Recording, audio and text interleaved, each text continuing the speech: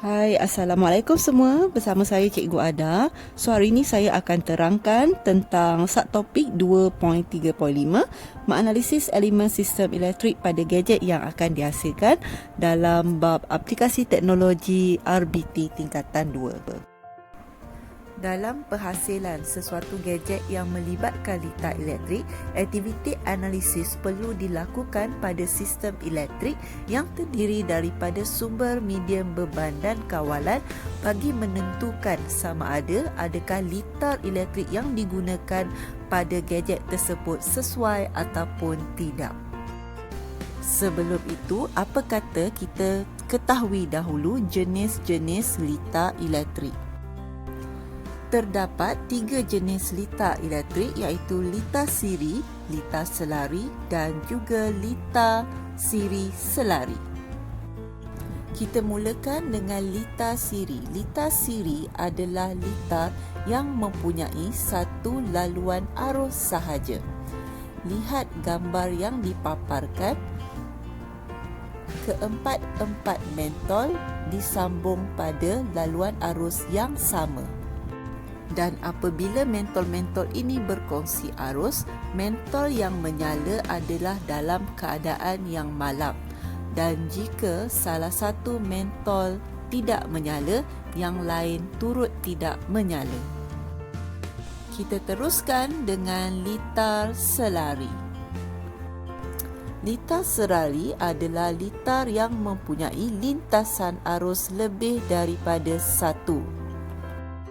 Jika kita lihat pada gambar, penyambungan arus dilakukan dengan menggunakan wayar lebih daripada satu dan komponen disambung sebelah menyebelah. Berbanding litar siri, nyalaan mentol pada litar selari adalah pada kecerahan yang sama. Dan jika salah satu mentol tidak menyala, mentol yang lain masih boleh menyala dengan sendirinya. Seterusnya adalah litar siri selari.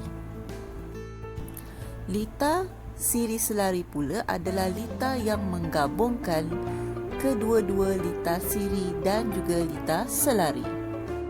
Kita teruskan dengan analisis elemen sistem elektrik. Saya akan jelaskan dengan terperinci bahagian ini.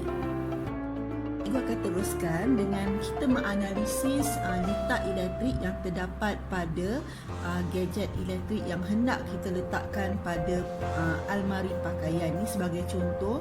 So, pelajar boleh rujuk muka surat 72. Saya harap dengan penerangan yang saya sampaikan ini, para pelajar boleh faham apa dia itu analisis elektrik. Okey, dalam menganalisis litar elektrik ini, ada beberapa perkara yang pelajar perlu tahu. Kita nak kaji apa, kita nak analisis apa pada kita punya litar. Yang pertama ialah elemen. Kita nak lihat sama ada adakah litar yang terdapat, litar yang hendak kita pasang pada gadget yang kita hasilkan ini mempunyai elemen sistem elektrik yang lengkap. Untuk pelajar-pelajar mesti tahu elemen sistem elektrik yang lengkap tu terdiri daripada medium, sumber, beban dan juga kawalan. Jadi kita rujuk litar yang kita telah lakar, adakah dia mempunyai sistem elemen sistem elektrik yang lengkap. So kita lihatlah. Dan apakah komponen-komponen yang digunakan. Contohnya seperti elemen sumber. Dari mana datangnya sumber bekalan kuasa untuk litar ini? Di sini kita ada sel. Jadi ada sumber di sini. Yang kedua, beban. Komponen apakah yang digunakan? So dekat litar kita ini kita ada mentol. Mentol ini adalah beban yang digunakan dalam litar gadget ini. Yang ketiga ialah medium. Apakah perantaraan yang digunakan untuk menyalurkan bekalan kuasa kepada beban? So di sini kita ada wayar lembar tunggal yang digunakan untuk menyalurkan bekalan kuasa ini kepada beban. Okey, dan yang keempat ialah elemen kawalan. Bagaimana hendak mengawal kita punya litar elektrik ini untuk beban itu buka dan juga tutup, lampu tu terpadam ataupun lampu itu menyala. Jadi di sini kita ada elemen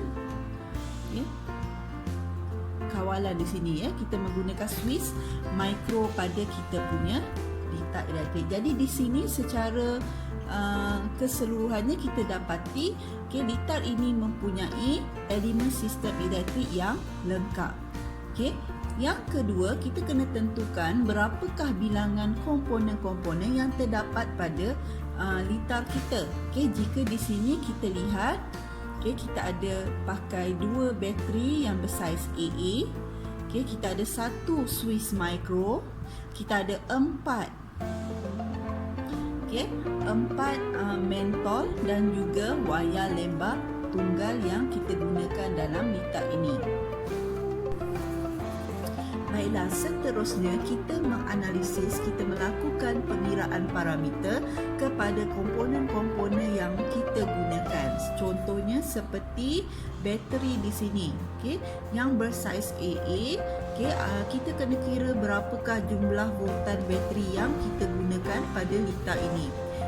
Yang kedua ialah 1, 2, 3, 4 mentol yang digunakan. Berapakah nilai rintangan yang dibawa oleh keempat-empat mentol di sini. Jadi kita perlu melakukan pengiraan parameter dalam proses menganalisis kita punya elemen sistem elektrik pada gadget yang kita hasilkan. Yang seterusnya kita melakukan analisis terhadap penyambungan komponen-komponen elektrik yang terdapat pada litar ini. Jadi kita lihat contoh seperti di dalam gambar ini, di mana wayar ataupun punca positif bekalan kuasa disambungkan ke pin COM pada switch mikro. Kemudian punca negatif bagi bateri ini, bekalan kuasa ini disambung kepada mentol 1. Kemudian dari mentol 1 disambungkan ke mentol 2. Dari mentol 2 disambungkan ke mentol 3. Dari mentol 3 disambungkan ke mentol 4. Dan dari mentol 4 disambungkan ke pin NC pada switch mikro. Dan penyambungan ini dilakukan dengan menggunakan perantaraan medium, iaitu wayar lebar tunggal. Jadi kita lihat analisis, adakah penyambungan-penyambungan yang dibuat ini adakah betul ataupun tidak. Jadi itu adalah perkara-perkara yang perlu kita analisis dalam litar gadget yang hendak kita hasilkan. Jadi saya harap para pelajar semua boleh faham tentang apa yang hendak kita lakukan pada analisis elemen sistem elektrik pada gadget yang kita hasilkan. Jadi saya harap pelajar-pelajar semua mendapat manfaat daripada video yang saya hasilkan ini, dan sekiranya berpeluang lagi saya akan hasilkan video-video lain untuk tambahan ilmu kepada semua pelajar yang saya kasihi sekalian. Baiklah, terima kasih banyak-banyak dan Assalamualaikum.